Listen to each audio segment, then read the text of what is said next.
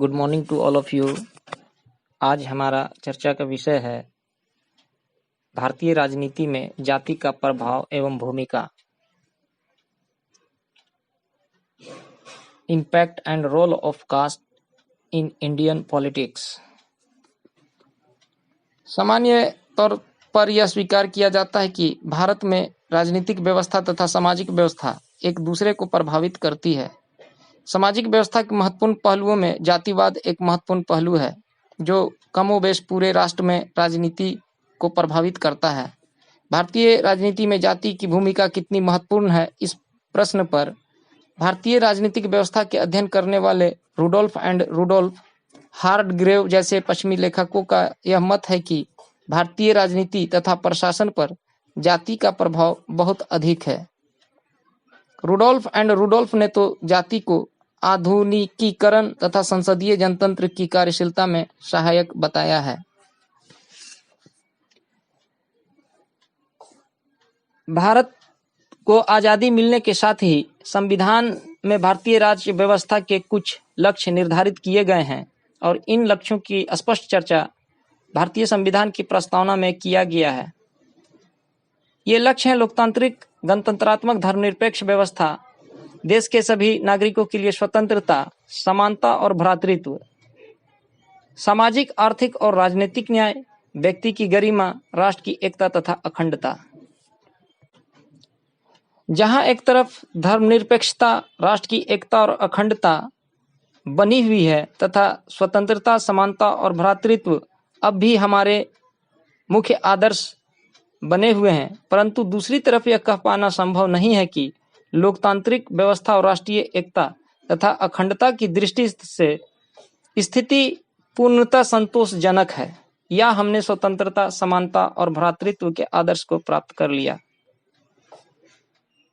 वस्तु स्थिति यह है कि भारतीय राज्य व्यवस्था के सम्मुख अनेक चुनौतियां और समस्याएं विद्यमान हैं और इन्हीं समस्याओं और चुनौतियों के अंतर्गत जातिवाद, धर्म और सांप्रदायिकता, भाषा का प्रश्न या भाषावाद, क्षेत्रीयतावाद आदि मुद्दे आते हैं। भारतीय राजनीति व्यवस्था में जाति का प्रभाव एवं भूमिका के चर्चा के पूर्व यह आवश्यक है कि हम जाति के परंपरागत अर्थ एवं रूप को समझ ले। हम कह सकते हैं कि जाति प्रथा प्रायः संसार के प्रत्येक कोने और प्रत्येक धर्म के अंतर्गत पाई जाती है, परंतु यह एक गंभीर सामाजिक दोष के रूप में हिंदू समाज के अंतर्गत मुख्य रूप से देखने को मिलता है। क्योंकि यह एक अति प्राचीन व्यवस्था रही है। परंपरागत रूप में जहां यह व्यवस्था पेशे के आधार पर था, वहीं बाद में यह व्यवस्था वंश के आधार पर स्थापित हो गया। सामान्य तौर पर यह माना जाता है कि जाति प्रथा की उत्पत्ति वैदिक काल में हुई है। प्राचीन कालीन भारतीय समाज में व्यक्ति के कर्म के आधार पर ब्राह्मण, क्षत्रिय, वैश्य और शूद्र 4 वर्ण थे। व्यक्ति का वर्ण उसके कर्म के आधार पर निर्धारित होता था। व्यक्ति अपनी रुचि के आधार पर जिस प्रकार का कार्य करता था वह उसी वर्ण का माना जाता था।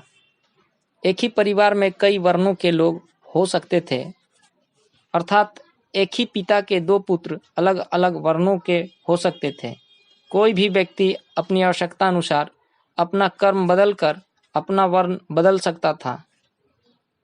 इस प्रकार वर्ण व्यवस्था का संबंध मनुष्य के कर्म से था। जो व्यक्ति जिस प्रकार का कार्य करता था उसी प्रकार का वर्ण उसे प्राप्त हो जाता था। चारों वर्णों का समान महत्व था, ना कोई ऊंचा था और ना कोई नीचा। सभी वर्णों की समानता के कारण ही सभी वर्ण अपना अपना विकास करने में समर्थ थे। परंतु धीरे धीरे प्राचीनकालीन वर्ण व्यवस्था विकृत होती चली गई। इसके अंतर्गत कठोरता आती गई और विभिन्न जातियों और उपजातियों में विभाजित हो गया। मध्यकाल में वर्ण व्यवस्था का आधार कर्म न रहकर जन्म बन गया। इस व्यवस्था में प्रत्येक जाति अपनी से नीची जाति से श्रेष्ठ और ऊपर की जाति से निकृष्ट समझी जाने लगी। प्रत्येक जाति अपनी आचार विचार संबंधी धारणाओं एवं आदर्शों से नियंत्रित होने लगे। व्यक्ति का सामाजिक अस्तित्व, व्यवसाय, शादी विवाह, खान पान और जीवन के विभिन्न पक्षों से संबंधित अनेक अन्य प्रश्न जाति व्यवस्था से नियंत्रित होने लगे। इस व्यवस्था को धर्म का समर्थन प्राप्त होने के कारण जातीय नियमों का उल्लंघन करने वाला व्यक्ति केवल जाति विरोधी ही नहीं बल्कि अधार्मिक भी माना जाने लगा। व्यक्तिगत स्वतंत्रता का कोई महत्व नहीं रहा और जन्म लेने वाली जाति की प्रतिष्ठा से ही व्यक्ति की सामाजिक प्रतिष्ठा का मूल्यांकन होने लगा। वर्तमान युग में भी व्यक्ति की जाति जन्म से ही निर्धारित होती है, न कि कर्म से। इस प्रकार प्राचीन वर्ण व्यवस्था की विकृति के परिणाम स्वरूप उत्पन्न हुई जाति व्यवस्था ने ही जातिवाद को जन्म दिया। हम कह सकते हैं कि जिस जाति का अभिप्राय पेशे के आधार पर समाज को बांट देना था, जो कि प्राचीन कालीन भारतीय समाज में पाई जाती थी, वह जाति व्यवस्था मौलिक रूप में काफ़ी उपयोगी थी, चूँकि वह श्रम विभाजन के सिद्धांत पर आधारित थी। अतः उसने आर्थिक क्षेत्र में निपुणता के तत्व का समावेश किया। एक जाति का पेशा उसी जाति में होता था। बेटा बाप से अपना पुश्तैनी पेशा सीखता था और प्रायः उसी को अपनी आजीविका के साधन के रूप में अपना लेता था। इस प्रथा ने एक जाति और बिरादरी के लोगों में भाईचारे की भावना को बढ़ाया। एक जाति के लोग दूसरे से भली भांति परिचित होते थे तथा एक दूसरे के सुख दुख में काम आते थे। जब इस जाति प्रथा में काफ़ी कठोरता आ गई और जब यह पूर्ण रूप से जन्म पर आधारित हो गया, तो एक जाति से दूसरी जाति में अंतःक्रिया असंभव हो गई और अंततः प्राचीन वर्ण व्यवस्था के एक विकृति के रूप में जातिवाद ने जन्म ले लिया। हम कह सकते हैं कि जातिवाद एक ही जाति के लोगों की वह भावना है जो अपनी जाति विशेष के हितों की रक्षा के लिए अन्य जातियों के हितों की अवहेलना और प्रायः उनका हनन करने के लिए प्रेरित करती है। इस भावना के आधार पर एक ही जाति के लोग अपनी स्वार्थ पूर्ति के लिए या अपेक्षाकृत अधिक लाभ उठाने के लिए अन्य जातियों के लोगों को हानि पहुंचाने के लिए प्रेरित होते हैं। अनेक विद्वानों ने जातिवाद को परिभाषित किया है, जिनमें से कुछ मुख्य इस प्रकार हैं। Doctor KM. शर्मा के अनुसार जातिवाद या जाति भक्ति एक ही जाति के व्यक्तियों की वह भावना है जो देश या समाज के सामान्य हितों को ध्यान न रखते हुए केवल अपनी जाति के सदस्यों के उत्थान, जातीय एकता और जाति की सामाजिक स्थिति को सुदृढ़ करने के लिए प्रेरित करती है। इसी प्रकार काका कालेकर का कहना है कि जातिवाद अंध और परिमित समूह भक्ति है जो न्याय के सामान्य सामाजिक मापदंडों के औचित्य, नैतिकता तथा सार्वभौमिक भ्रातृत्व की उपेक्षा करती है। डॉक्टर नर्मदेश्वर प्रसाद का कहना है कि जातिवाद राजनीति में परिणीत जाति के प्रति निष्ठा है। इसी प्रकार के.एम. पनिकर के अनुसार राजनीतिक दृष्टि से उपजाति के प्रति निष्ठा का भाव ही जातिवाद है। तो इस प्रकार इन परिभाषाओं के विश्लेषण से स्पष्ट हो जाता है कि जातिवाद मानव विचारधारा का एक संकीर्ण रूप है, जिसके कारण वर्तमान युग में समाज में ऊंच नीच और छुआछूत जैसे सामाजिक अभिशाप का जन्म हुआ है। भारतीय राजनीति में जाति की भूमिका एवं प्रभाव। जयप्रकाश नारायण ने एक बार ठीक ही कहा था कि जाति भारत में अत्यधिक महत्वपूर्ण दल है। इस उक्ति से स्पष्ट होता है कि भारतीय राजनीति में जाति एक महत्वपूर्ण पहलू है जिससे इनकार नहीं किया जा सकता है। भारत जाति व्यवस्था वाला एक ऐसा देश है जिसकी जनता विभिन्न जातियों के आधार पर संगठित है। ये जातीय संगठन जहां भारत की जातिगत राजनीति से प्रभावित होते हैं, वहीं भारतीय राजनीति भी इन जातीय संगठनों से प्रभावित होती है। इन दोनों के पारस्परिक प्रभाव के परिणाम स्वरूप भारत में न केवल जाति का ही राजनीतिकरण हुआ है, बल्कि राजनीति का भी जातिकरण हो गया है और इस प्रकार भारतीय राजनीति में जातिवाद का उदय और विकास हुआ है। भारतीय राजनीति में विकसित हुए इस जातिवाद और इसकी भूमिका का सम्यक अध्ययन करने के लिए भारतीय राजनीति में जाति की भूमिका का अध्ययन करना आवश्यक है। इस संदर्भ में प्रोफेसर रजनी कोठारी के मतानुसार भारत में जाति और राजनीति का परस्पर घनिष्ठ और अपरिहार्य संबंध है। अतः इस संदर्भ में विचारणीय प्रश्न यह है कि जाति प्रथा पर राजनीति का क्या प्रभाव पड़ रहा है और जाति व्यवस्था वाले समाज में राजनीति क्या रूप ले रही है। स्वतंत्रता संघर्ष के दौरान ऐसा प्रतीत होता था कि जनता पर जातिवाद का प्रभाव कम हो रहा है, परंतु स्वतंत्रता मिलने के साथ ही जातिवाद ने फिर से जोर पकड़ा और बेशक मताधिकार व्यवस्था के देश में लागू कर दिए जाने के परिणाम स्वरूप यह एक राजनीतिक शक्ति के रूप में उदित हुआ। हालांकि राजनीति पर जातिगत प्रभाव प्रतिनिधि व्यवस्था के लागू होने के समय से ही शुरू हो गया था, परंतु यह प्रभाव उस समय नगण्य ही कहा जा सकता है। जब बेशक मताधिकार के आधार पर निर्वाचन प्रारंभ हुए और जातिगत संस्थाएं एकाएक महत्वपूर्ण बन गई क्योंकि उनके पास भारी संख्या में मत थे और लोकतंत्र में सत्ता प्राप्ति हेतु इन मतों का मूल्य था। जिन्हें सत्ता की आकांक्षा थी, उन्हें सामान्य जनता के पास पहुंचने के लिए संपर्क सूत्र की आवश्यकता होती थी। सामान्य जनता को अपने पक्ष में मिलाने के लिए यह आवश्यक था कि उनसे उस भाषा में बात की जाए जो उनकी समझ में आ सके। जाति व्यवस्था इस बात को प्रकट करती थी। इस पृष्ठभूमि में जाति की भूमिका राजनीति में अधिकाधिक महत्वपूर्ण होती गई।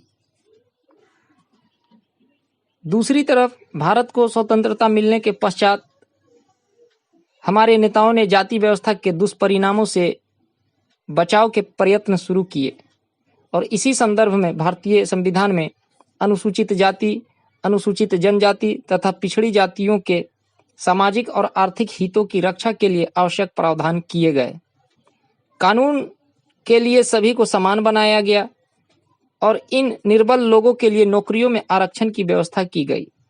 संविधान के इन प्रावधानों को व्यवस्था में लाने के लिए कानून भी बनाए गए तथा उन्हें क्रियान्वित भी किया गया, लेकिन सामाजिक क्षेत्र में जाति पाति का प्रभाव कम नहीं हुआ। राजनीतिक क्षेत्र में भी इसका प्रभाव घटने की अपेक्षा निरंतर बढ़ता गया। छोटे बड़े सभी राजनीतिक दलों ने सत्ता हथियाने के लिए जाति के प्रति लोगों की निष्ठा का दुरुपयोग किया।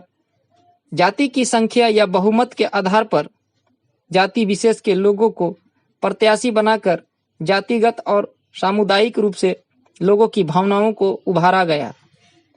नेता भी समग्र जनता या क्षेत्र विशेष या दल विशेष के ना होकर अगड़ी, पिछड़ी या दलित जातियों और बहुसंख्यक या अल्पसंख्यक समुदाय के नेता कहलाने में गर्व महसूस करने लगे।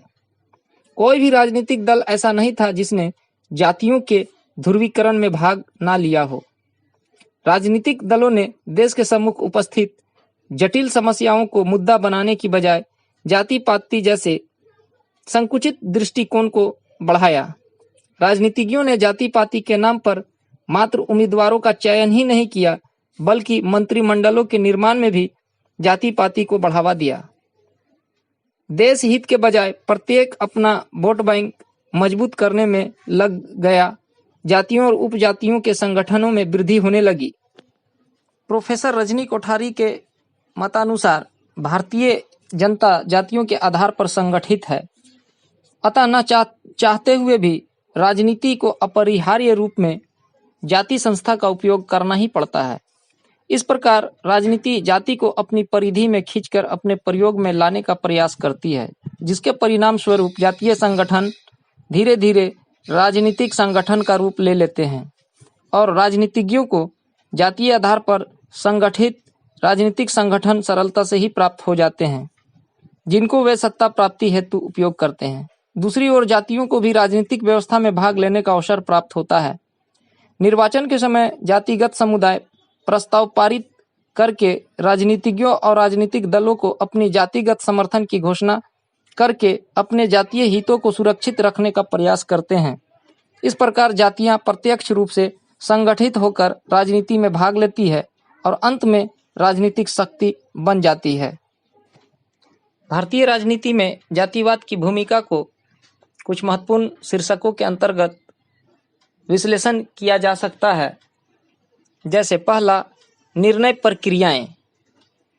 इसके अंतर्गत हम पाते हैं कि जातिवाद भारतीय राजनीति का आधार न होकर उसे प्रभावित करने वाला एक सशक्त एवं महत्वपूर्ण तत्व है, क्योंकि भारत में निवास करने वाली विभिन्न जातियां संगठित होकर राजनीतिक और प्रशासनिक निर्णय प्रक्रिया को निरंतर किसी न किसी रूप में प्रभावित करती रहती है। उदाहरण के लिए भारत के मूल संविधान में अनुसूचित जातियों एवं अनुसूचित जनजातियों के लिए लोकसभा तथा राज्य विधानसभाओं में 10 वर्ष के लिए स्थानों के आरक्षण की व्यवस्था की गई थी, परंतु ये जातियां संगठित होकर इस आरक्षण व्यवस्था की अवधि में वृद्धि के लिए लगातार सरकार पर दबाव देती रही है, जिसके परिणाम स्वरूप आज तक ये आरक्षण की व्यवस्था कायम है। दूसरी तरफ इन जातियों के विपरीत भारत की अन्य जातियां इस आरक्षण व्यवस्था का विरोध करती है और इस व्यवस्था को समाप्त करवाना चाहती है, अथवा इस व्यवस्था का लाभ उठाने के लिए स्वयं को भी आरक्षण के सूची में सम्मिलित करना चाहती है। इसी प्रकार दूसरा बिंदु है निर्वाचनों में प्रत्याशियों के चयन में।